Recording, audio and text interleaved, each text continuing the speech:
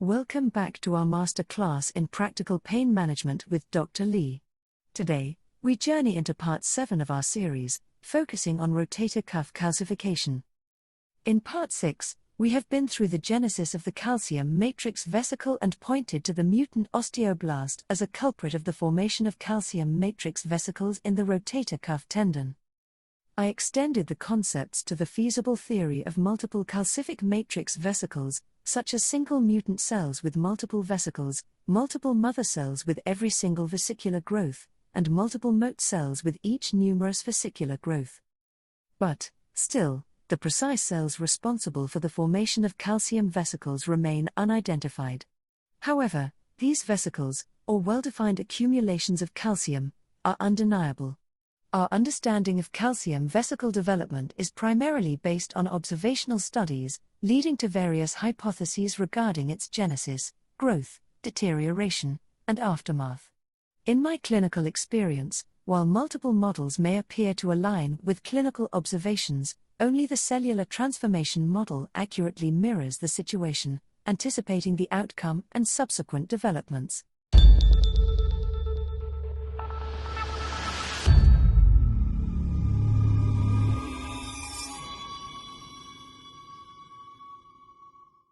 Let me share a recent case of calcification I dealt with to help illustrate how we can strategize its management and predict its progression by adopting the thesis. A 54-year-old amateur golfer came forward with persistent right shoulder pain for a year. While the pain was sporadic, it intensified over the past week. She has consulted various orthopedic and pain specialists throughout the year to find a solution. An injection therapy 3 months ago provided her with a brief 3-month relief. It was the subacromial bursal steroid injections. She heard that the last checkup revealed increased calcifications in her shoulder compared to previous evaluations. Although she isn't a pro golfer, she regularly plays the sport for leisure and the right dominant hand. Her pain was quantified on physical examination with a VAS score of 6.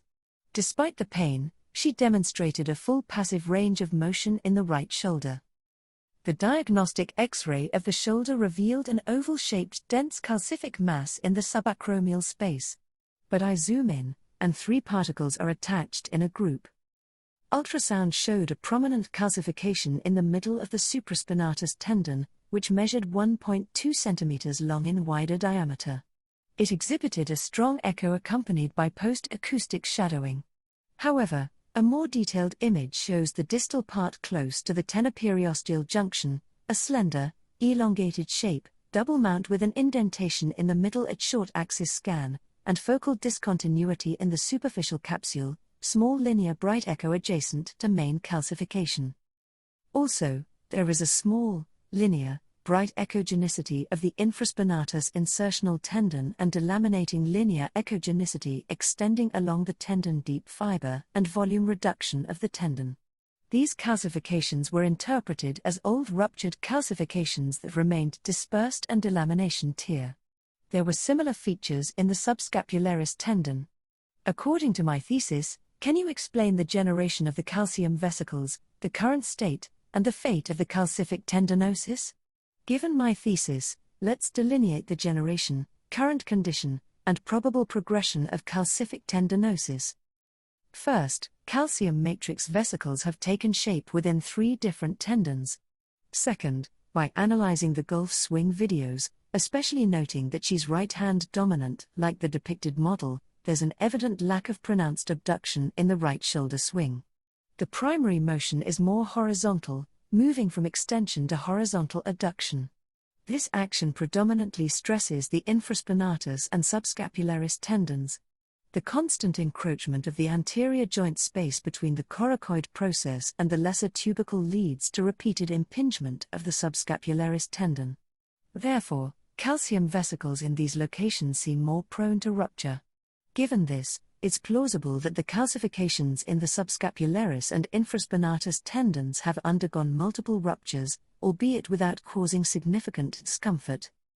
Third, the supraspinatus tendon's calcification has developed without any direct external injury, and its growth conditions have been conducive. The recent ultrasonography unveiled a notably enlarged calcification. Although the vesicles aren't solitary entities, they remain largely intact. Yet, indications of beginning rupture and subsequent calcium elongation can be discerned.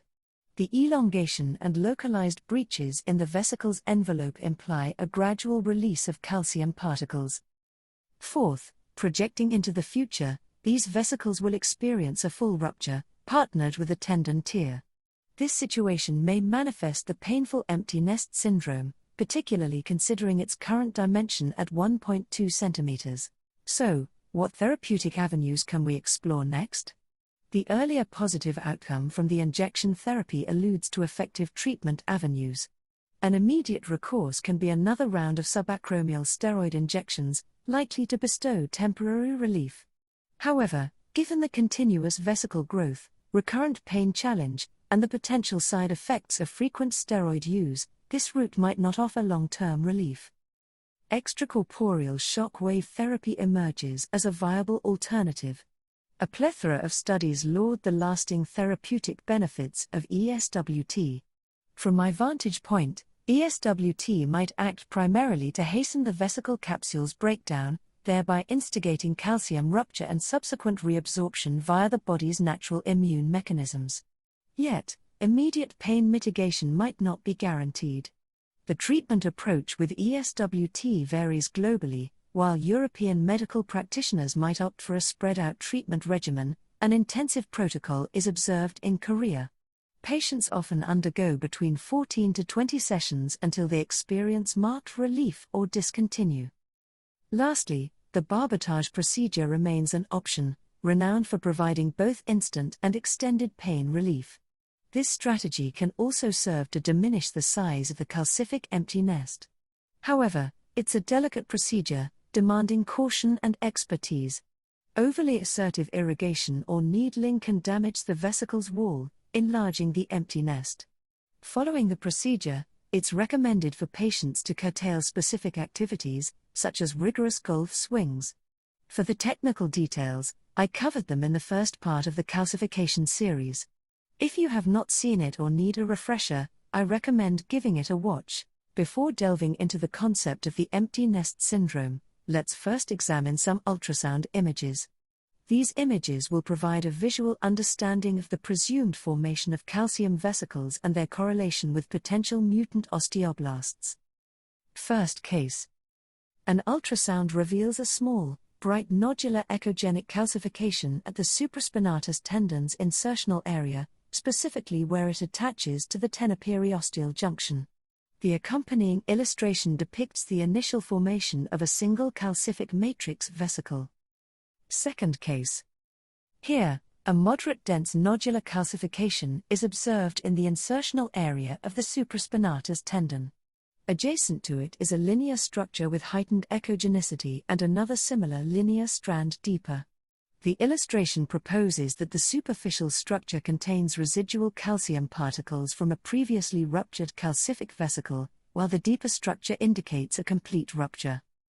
Third case. A double fusiform echogenic structure emerges from the tenoperiosteal junction of the supraspinatus. The attached illustration depicts two fusiform calcific vesicles originating from a single mother mutant cell at the tenoperiosteal junction of the supraspinatus. Fourth case. A common observation is a well-defined, oval-shaped echogenic calcification with post-acoustic shadowing within the supraspinatus tendon close to the tenoperiosteal junction. The illustration captures a single, well-defined, encapsulated oval-shaped calcific vesicle stemming from a singular mutant cell at the tenoperiosteal junction of the supraspinatus. Fifth case. Another frequently encountered symptomatic calcification is a well-defined but elongated echogenic calcification within the supraspinatus tendon, juxtaposed to the tenoperiosteal junction. The illustration highlights an encapsulated oval-shaped calcific vesicle originating from a singular mutant cell. This vesicle, however, has grown along the tendon fascicles, causing interfascial tears.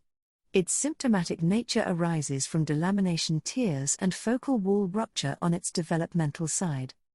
Sixth case. This symptomatic calcification presents as a well-defined but slender, elongated echogenic calcification within the supraspinatus tendon, originating from the tenoperiosteal junction.